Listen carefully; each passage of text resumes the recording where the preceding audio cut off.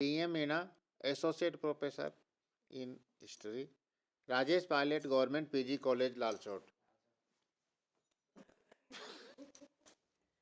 विद्यार्थियों, आज हम BA पार्ट थर्ड आधुनिक विश्व का इतिहास के अंतर्गत चर्चा करेंगे। जैसा कि हमारा जो पूर्ववर्ती वीडियो था उसमें भी हमने 19वीं 20वीं शताब्दी में एशिया अफ्रीका में उपनिवेशवाद और राष्ट्रवाद पर चर्चा की थी। उसी को हम आगे बढ़ाते हुए आज हम इस पर और आगे चर्चा करेंगे। इंग्लैंड और मिस्र। अफ्रीका में ब्रिटिश राज्य विस्तार को दूसरा सबसे बड़ा खतरा फ्रांस से था। मिस्र और सूडान में इन दोनों देशों के हित परस्पर टकरा रहे थे। 1811 ईस्वी में महमद अली ने तुर्की साम्राज्य से मिस्र की स्वतंत्रता की घोषणा कर दी। 1833 में उसका नाती इस्लाम पाशा मिस्र का शासक बना। वह एक अपव्ययी शासक था। इस कारण उस पर इंग्लैंड तथा फ्रांस का ऋण बढ़ गया। मिस्र में ब्रिटेन की दिलचस्पी का मुख्य कारण सुएज नहर था।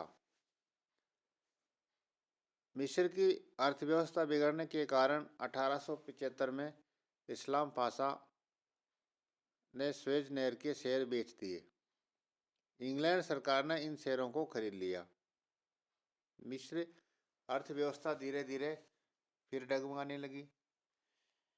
1876 में इस्लाम ने विदेशी ऋणों को चुकाना स्थगित कर दिया।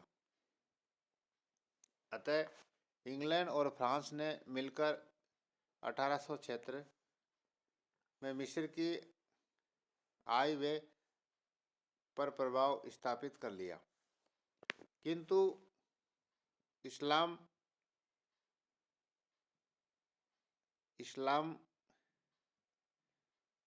मिस्र तथा फ्रांस के नियंत्रण का विरोध करने लगा।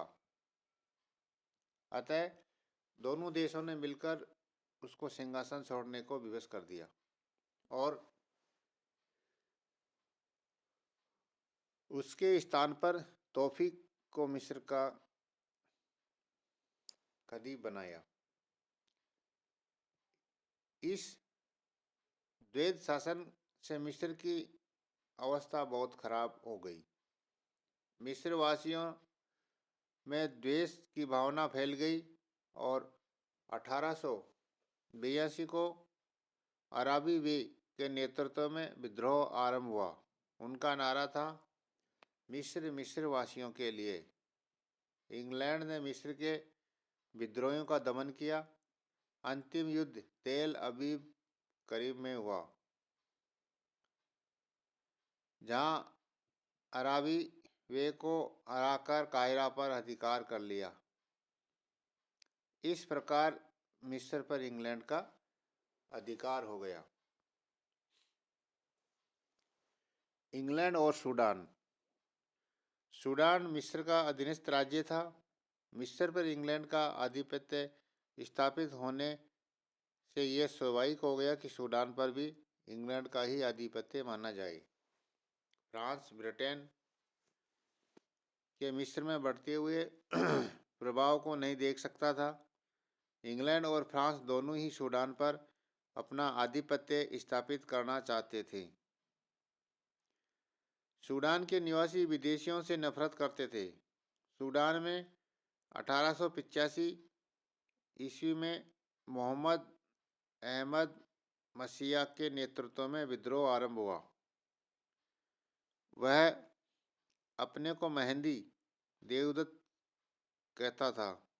मिस्र के खदीव ने मेहंदी का दमन करने के लिए ब्रिटिश सेनापति जनरल गॉर्डन के नेतृत्व में सेना भेजने की बात स्वीकार की, लेकिन मेहंदी ने खार्तूम में गॉर्डन को घेर लिया और फरवरी 85 में उसकी हत्या कर सूडान पर अधिकार कर लिया था।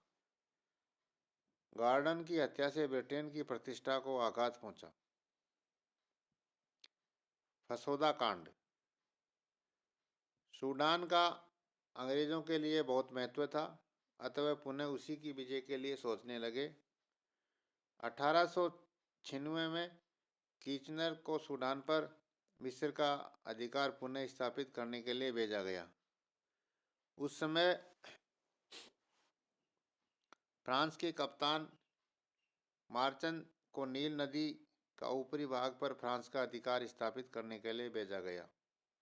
कीचनर ने सितंबर 1898 में खार्तूम पर अधिकार कर लिया। इसी वर्ष 25 सितंबर को मार्चन ने फसोदा में फ्रांस का झंडा फहराया। तो यानी फ्रांस और ब्रिटेन दोनों ही सूडान को अपने नियंत्रण में लेने का प्रयास में लग रहे थे।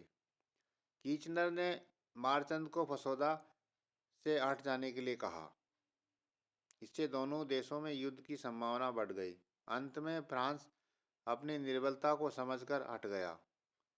फ्रांस ने 1899 में ब्रिटेन से समझौता कर लिया, जिसके अनुसार फ्रांस ने नील नदी का ऊपरी भाग पर ब्रिटेन का अधिकार स्वीकार कर लिया। 1904 की संधि के द्वारा फ्रांस ने मिस्र और सूडान पर इंग्लैंड का प्रभाव स्वीकार कर लिया तथा इसके बदले में इंग्लैंड ने फ्रांस को यह छूट दे दी कि वह मोरक्को में अपना प्रभाव स्थापित कर ले। जर्मनी। 1870 के पश्चात जर्मनी में उद्योग धंधों का विकास हुआ, जिसके कारण जर्मनी के व्यापारियों को नए उपनिवेशों की आवश्यकता महसूस होने लगी। साथ ही बढ़ती हुई जनसंख्या पर राष्ट्रीय गौरव की वृद्धि के लिए बिस्मार्क को भी उपनिवेशों की स्थापना की ओर ध्यान देना प्रारंभ किया।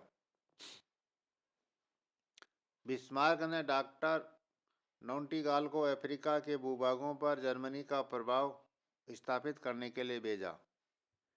डॉक्टर नॉटिंगाल के प्रयत्नों से कैमरून और टोगोलैंड पर जर्मनी का ध्वज फहरा दिया। इसके अलावा कुछ भाग सोमालीलैंड का भी प्राप्त हुआ। इटली। अफ्रीका के साम्राज्य निर्माण की दिशा में इटली भी जर्मनी की तरह बहुत देरी से पहुंचा। 85 में मसोबा पर उसका अधिकार हो गया। इटली ने एबिसिनिया पर अधिकार करने के लिए उस पर आक्रमण कर दिया, परंतु 1896 में एडोवा के युद्ध में एबिसिनियाई सेना ने इटालियन सेना को बुरी तरह से परास्त कर दिया। पुर्तगाल जैसे छोटे से देश ने भी अफ्रीका के विभाजन में भाग लिया।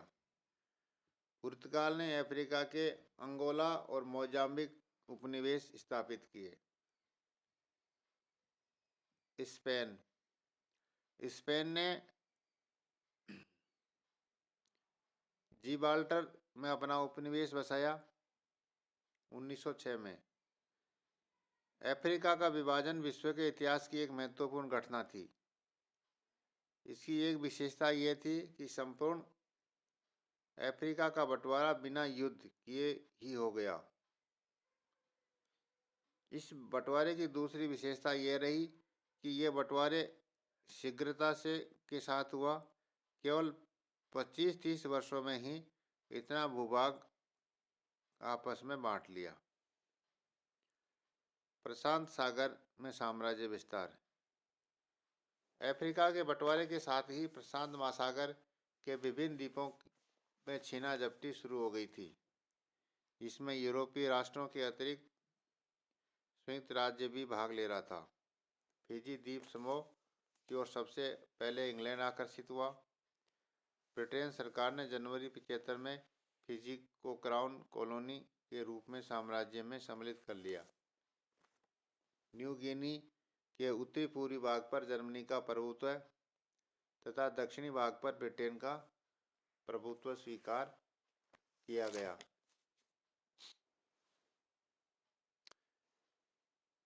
सेमोआ द्वीप समूह 1899 में ब्रिटेन, जर्मनी और संयुक्त राज्य अमेरिका ने मिलकर बांट लिया। उपोल और सवाई द्वीपों पर जर्मनी को दे दिया गया। टोगो और सोलोमन द्वीप कुछ भाग ब्रिटेन का। टुटुइला और पागो पागो द्वीप समूह संयुक्त राज्य अमेरिका को दे दिए गए। इस प्रकार प्रशांत महासागर के प्रदेशों का वितरण संपन्न हुआ। मध्य एवं पश्चिम एशिया में साम्राज्य विस्तार। मध्य एवं पश्चिम एशिया मुख्य रूप से रूस और ब्रिटेन प्रतिस्पर्धा रही। रूस ने मध्य एशिया में ताशकंद, समरकंद, खींचा, खोकंद पर अधिकार कर लिया। ब्रिटेन ने अफगानिस्तान पर अधिकार कर लिया। सुदूर पूर्व में साम्राज्य विस्तार। 1842 में इंग्लैंड ने हांगकांग पर अधिकार कर लिया। 1897 में 2 जर्मन पादरियों की चीन में हत्या हो गई। जर्मनी ने चीन को मजबूर करने और हर्जाना के रूप में 1898 में कियाओ याओ का प्रदेश तथा तसिंगताओ बंदरगाह प्राप्त कर लिया। 1898 में चीन ने रूस को पोर्ट आर्थर दे दिया। फ्रांस को क्यांगचांग, ब्रिटेन को बेंगहाईवेंग प्राप्त हुआ। इस तरह से सुदूर पूर्वी एशिया का भी आपस में बंटवारा एक तरह से इन्होंने साम्राज्यवादियों ने कर लिया। साम्राज्यवाद का महत्व है। यद्यपि साम्राज्यवाद के द्वारा विश्व के अविकसित क्षेत्रों का आर्थिक और राजनीतिक शोषण किया, तथापि इस साम्राज्यवाद के कारण अविकसित क्षेत्रों में क्रांतिकारी परिवर्तन भी देखने को मिलते हैं।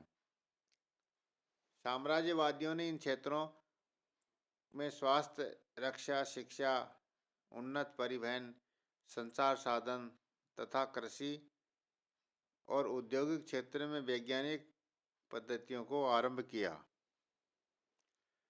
कुछ साम्राज्यवादी शक्तियों ने सती प्रथा, नरमांस भक्षण, दास प्रथा जैसी बुराइयों के विरोध भी लड़ाई लड़ी।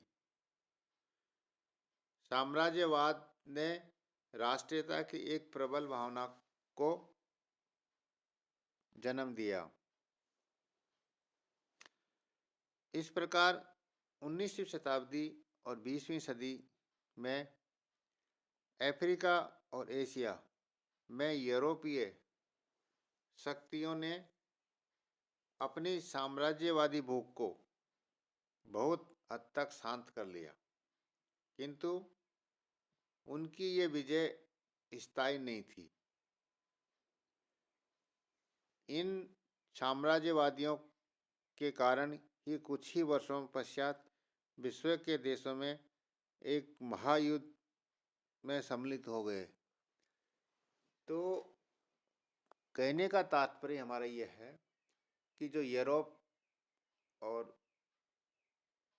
यूएसए जैसे ये विकसित जो देश थे, इन्होंने अपनी आवश्यकता की पूर्ति, अपने उद्योग धंधों के तैयार माल को बेचना, कच्चे माल को प्राप्त करना, ये सब करने के लिए एशिया और अफ्रीका में इन्होंने अपने अपने साम्राज्य का विस्तार किया। क्योंकि